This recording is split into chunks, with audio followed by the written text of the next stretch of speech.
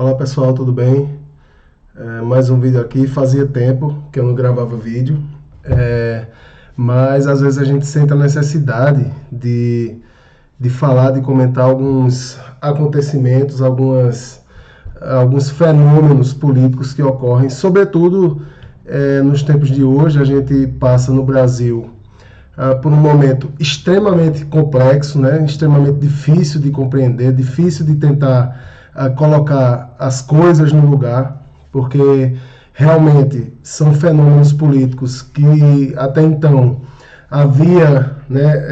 estavam ali alojados na tessitura social do país, mas não eram escancarados, né? A questão agora é que toda sorte de preconceito, toda sorte de violência, toda sorte de ilusão, uma perseguição ilusória a comunistas, né? Parece que no Brasil ainda não chegou a notícia que em 1989 o Muro de Berlim caiu, então a gente ainda vive aqui, né, na década de 50, vive um marcatismo, né, uma perseguição absurda e sem fundamentação alguma, né? E as últimas notícias que surgiram dão conta de que começou uma perseguição, né, às universidades e uma perseguição às disciplinas de filosofia e sociologia. Eu queria falar rapidamente, queria falar um pouco à luz da história, né, como se processa esse fundamentalismo, né, que a gente não sabe, ainda não compreende bem, né, quais são as raízes, embora a gente saiba os autores, né, desse fundamentalismo ideológico e dessa perseguição que a gente chama aqui de anti-intelectualismo. O Brasil vive, né, na era do governo Bolsonaro, uma perseguição aos intelectuais, uma perseguição àqueles indivíduos que produzem, né, estudos de alta complexidade. Geralmente esses indivíduos estão alojados nas universidades, produzindo pesquisa, né?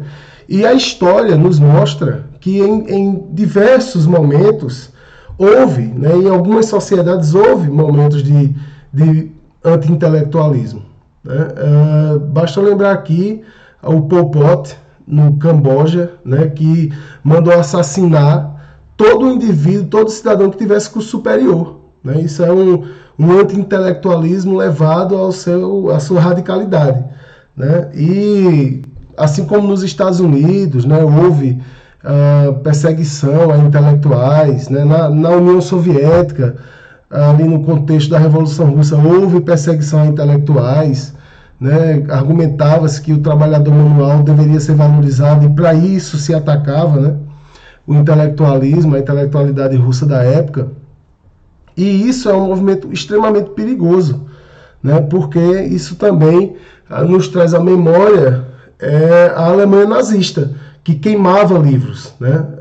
Os livros de Freud, por exemplo, foram queimados, acusados de serem imorais, né? Então sempre há um ressentimento de governos autoritários em relação aos intelectuais. E isso é interessante porque esse fenômeno se dá a partir, né, de um certo ressentimento que pessoas menos instruídas têm em relação a quem desenvolve o conhecimento, né? E em sociedades autoritárias há uma tendência a se valorizar um pragmatismo e se declarar que os universitários ou os intelectuais não produzem algo que seja funcional. Se você notar, esse é o mesmo discurso, é o discurso que está na boca do nosso ministro da Educação. Ele utiliza do mesmo discurso fascista, do mesmo discurso nazista, para dizer que a gente, né, que produz conhecimento, sobretudo das áreas de humanas, esse conhecimento não tem função, né? É óbvio, não tem função numa sociedade autoritária, não tem função numa sociedade que se pretende ditatorial. É interessante porque essa questão do autoritarismo na era Bolsonaro, ele é diferente, não há uma ditadura instalada. Não há uma ditadura que rompeu com a Constituição e que esse autoritarismo ele vem por dentro da lei, carcomendo a lei, carcomendo a Constituição. E isso é muito preocupante porque isso é muito sutil e as pessoas não se apercebem dos perigos do autoritarismo desse governo. Atacar as ciências humanas é atacar o senso crítico. Atacar as ciências humanas é fazer com que os nossos jovens não tenham condição de elaborar um pensamento que diga a eles qual é a situação que eles vivem. Atacar as ciências humanas é impedir que uma nova geração de políticos surja com novos pensamentos, com um pensamento mais refinado, com ideias melhores para poder governar esse país. E o próprio presidente declarou que não é interessante que a juventude se interesse por política. Logo ele, que tem todos os filhos e agora o sobrinho, né, na política. Então, a gente vive um momento de obscurantismo, a gente vive um momento de medievalismo nesse país e proíbam as ciências humanas para fazer com que as próximas gerações sejam exatamente o que esse governo quer que elas sejam. Robôs, né? Ferramentas de trabalho que não tem nenhuma função intelectual, apenas a função de exercer o papel de mão de obra a ser explorada. Isso, penso eu, está se desenhando com muita nitidez nos planos desse governo. Então, nós que trabalhamos com as ciências humanas, valorizamos, sabemos a importância da filosofia. A filosofia é a mãe do conhecimento. Né? O conhecimento tal qual nós conhecemos hoje, né? Inclusive o conhecimento científico, suas bases estão lá na Grécia, né? Ou na Índia, no Japão. Né? Mas aqui eu trago uma visão mais ocidental, mas estão na Grécia, quando se fez a passagem, né, de um tipo de conhecimento mítico para um conhecimento filosófico que buscava racionalidade em suas respostas, que buscava dar respostas para as questões da vida a partir de uma racionalidade. E nós estamos perdendo isso aos poucos.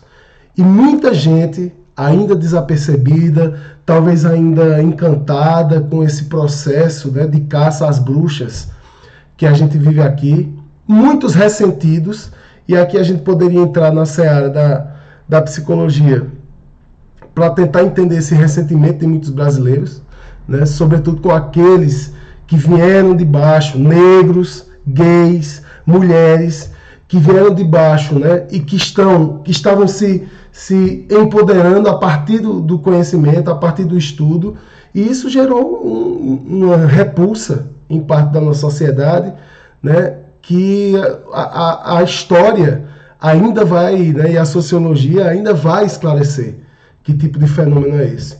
Mas fica o alerta, né? Fica o alerta. Filosofia, sociologia é de extrema importância para a formação do caráter, para a formação do senso crítico, para a formação do ser humano. Você é médico, você não pode apenas pensar e entender como opera um joelho. Você tem que ter uma abrangência de pensamento para compreender a complexidade do ser humano. Você é engenheiro, você vai construir prédios, você vai construir pontes para que seres humanos passem por cima.